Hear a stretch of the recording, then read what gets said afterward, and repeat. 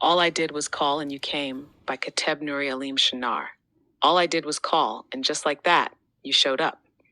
That is the thing about distraction. It does not knock down your door like some wild storm. No, it's smoother than that. Real slick. It waits on your porch, all dressed up in something familiar, humming a tune you used to like. It does not barge in, it just stands there, patient, waiting on an invitation. And me? I have been known to hand it one too many keys. See, the trick about distractions is that they rarely come looking like trouble. Nah, they show up looking like comfort. They sound like a good time. They feel like a break you have earned. You do not realize you are sinking until the water is up to your chin. When I turned 21, my grandmother Celestine sat me down with that "I have been here before" look in her eyes. She said, "Baby, do not let pretty lies take up space in your soul. The devil does not always come with horns. Sometimes he smells good and brings your favorite snack." Man, she was not lying. She had all kinds of sayings, one I will never forget. Everything that sparkles is not meant to stay. And you know what? She was right. Distractions are like stray cats. Feed them once, and now they are circling your doorstep, rubbing up against your legs like they belong there. But you keep feeding them, they multiply. Before you know it, they have taken over your peace. You used to dance in the sunlight, now you are tiptoeing through the shadows. And I get it. The music of distraction, it is smooth, real smooth. You can ride with it. You can party to it. It has got that bounce, that groove that makes you forget what day it is. But while you are swaying to the beat, it is taking bites out of your light. Slow and quiet, like termites in the walls.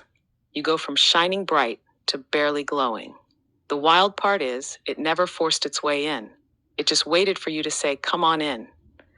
And the enemy, the one behind it all, one day he is going to look folks dead in the face and say, "I just made a suggestion." You are the one who said yes, and he will not be lying. It wasn't a hijack, it was a handshake. Let me tell you a little parable my grandmother told me when I was down bad and blaming the world for the mess I was in. She leaned in and said, "There was once a young man who owned a small cottage in a quiet valley. It was simple, nothing fancy, but it was full of warmth and peace. One day, a traveling salesman knocked on his door, promising riches, popularity, and endless entertainment if only the young man would let him in for dinner.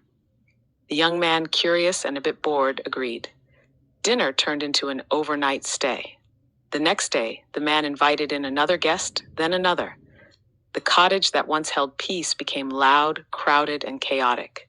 He couldn't sleep. He couldn't think. He couldn't even find his own shoes. One evening, desperate and exhausted, he stepped outside and called for help. Just a whisper, just a cry. And from the hills came an old friend, a quiet man with kind eyes who had visited once long ago. The young man said, "Why didn't you come sooner?" The friend replied, "I was waiting for you to invite me. I do not force my way in. But now that you have called, let us clear this place out." Grandma smiled and said, "That friend? That is the Creator.